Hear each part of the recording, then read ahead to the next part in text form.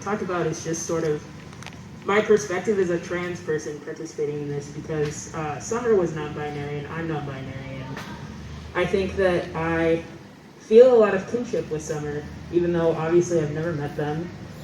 They live all the way in Seattle, which is very far away. And I think that it would be easy for me to dismiss my connections to Summer because Summer is a white person.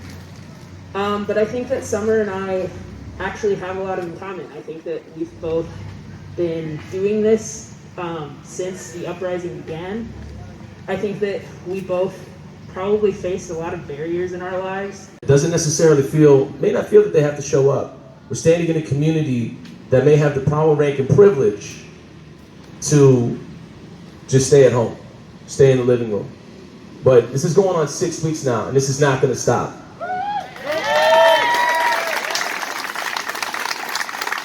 And the reason why it doesn't stop is because people like yourself keep showing up.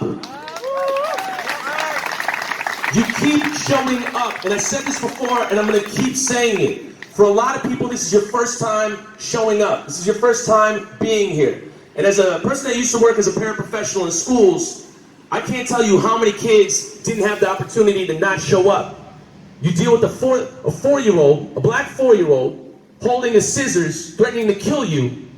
You know that where they're from and what they experienced is traumatizing, and they have no choice in showing up or not. With all these children that have been traumatized, re-traumatized, abandoned, bounced from school to school to school, that's what we're showing up for. You're coming here for people who have had a lifetime of experience in this. So if you're feeling uncomfortable, lean into it.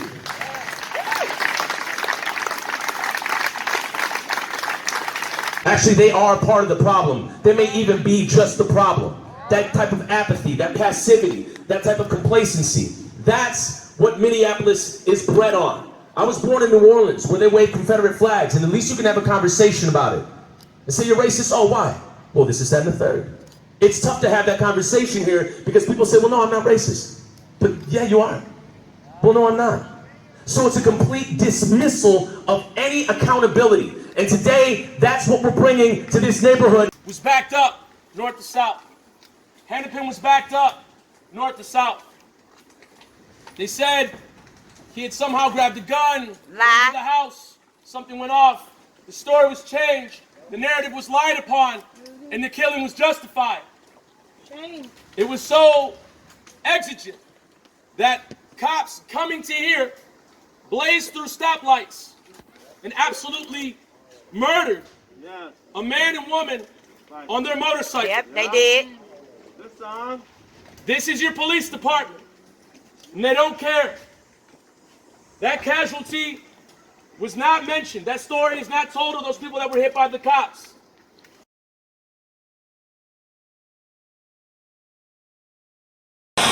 Gon' do, back and I'm black and I'm acting brand new. Niggas in the back like, oh word, diamonds all black like, fuck what you heard, fuck what you heard, fuck what you heard. Here's some Tennessee, I heard, this is the memory of the six. I'm not out of a window, please, please don't be, you don't fuck with a nigga like me. Yeah. Never see my fucking so black, nigga, I'm black, I'm black, I'm black.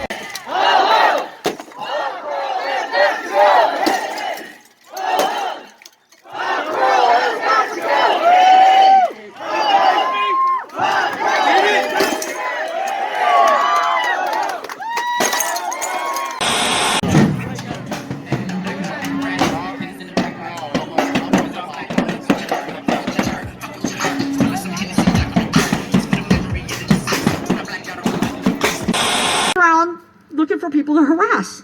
That's the essential deal of it, is they're running around harassing people. So we said to ourselves, that's how you spend 60% of your time? Maybe we need 60% less of you folks. We certainly think we need at least 50% less.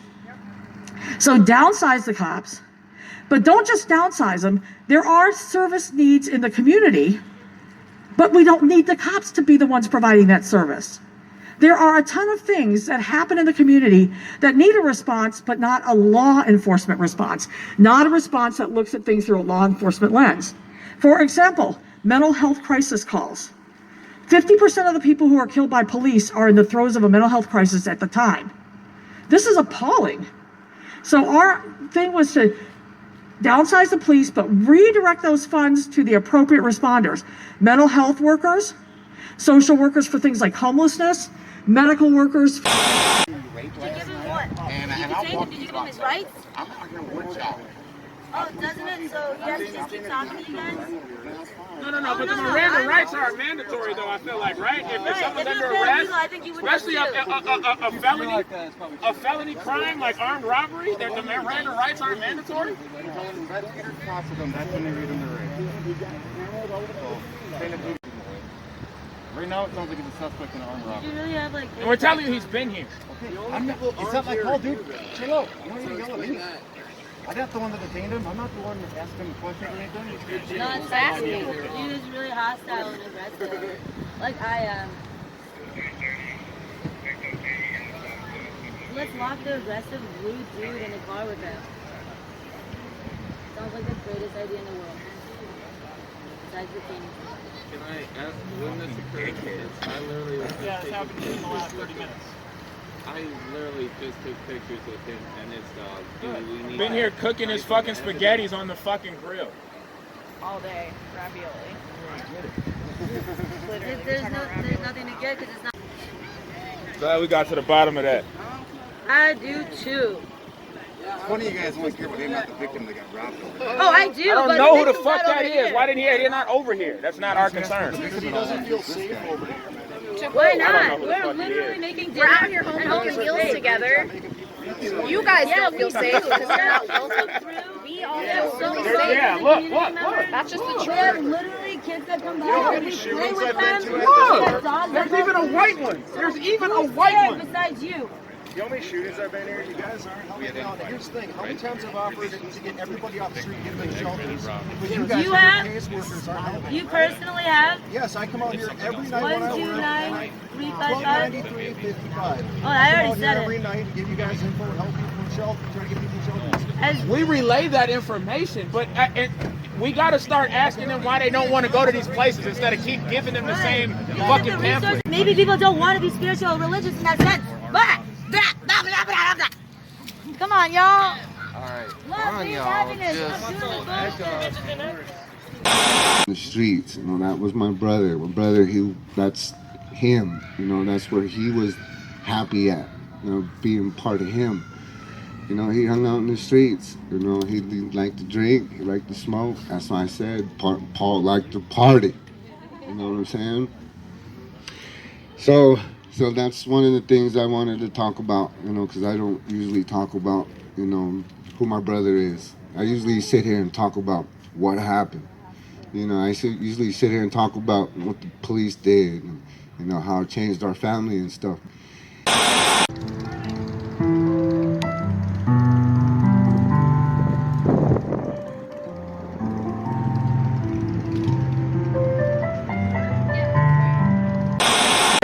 Black lives, they matter here. This is a racist institution, and it's part of white supremacy and institutional racism, and it needs to be burned down to rebuild.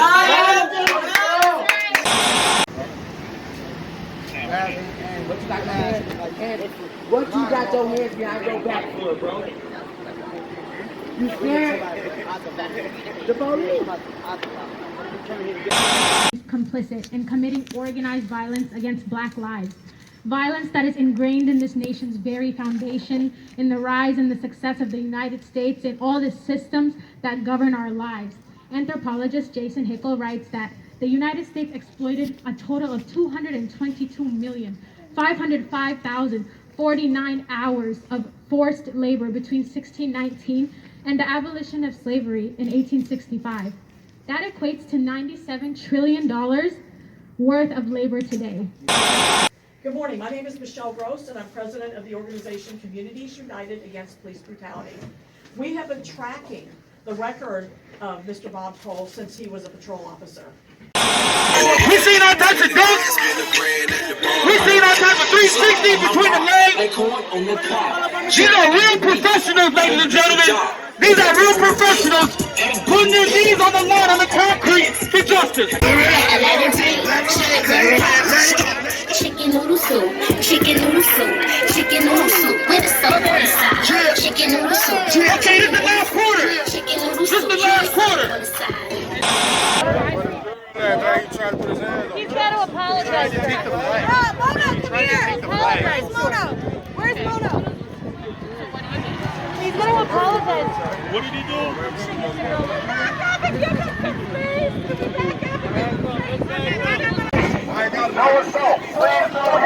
People don't separate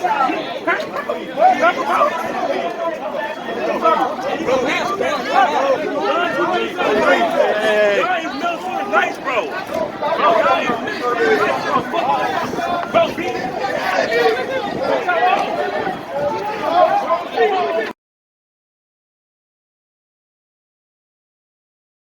Y'all motherfucking nice like a motherfucker. I would've. Hey, watch out, dog. Beat his motherfucking ass, dog.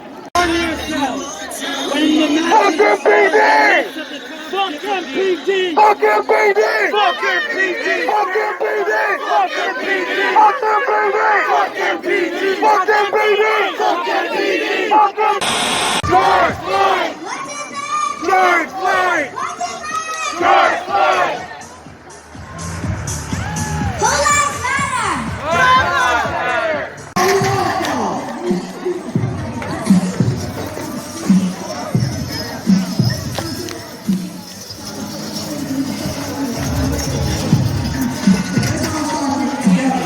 We don't need your fucking lying ass coverage. Get the fuck out of here. Get the fuck out of here. Beat your ass.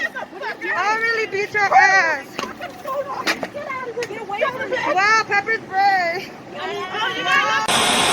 Prosecute the police! No justice, no peace! Prosecute the police! No justice, no peace! Prosecute the police! No justice, no peace! Hey, you're there's the mural that's gonna say no justice, no streets. Oh, okay. Yeah, good. Cops were shooting at people.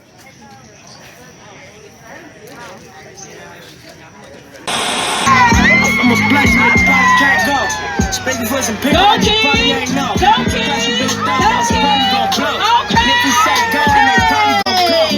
You vote Trump, then you probably gon' go. And if you like me, then you That through our heads, the better chance we actually have of seeing past who they are and realizing that we have to change the society. We have to get rid of the society that deems them necessary. I hope that's clear. In order to get rid of the cops, ultimately, we have to get rid of the society that needs them and requires them. And I know that's heavy stuff, but I don't do nothing but tell the truth as best I can. I don't tell the truth all the time, but most of the time I do. So when I'm getting in front of you, Minneapolis is the most racist place I've ever lived in.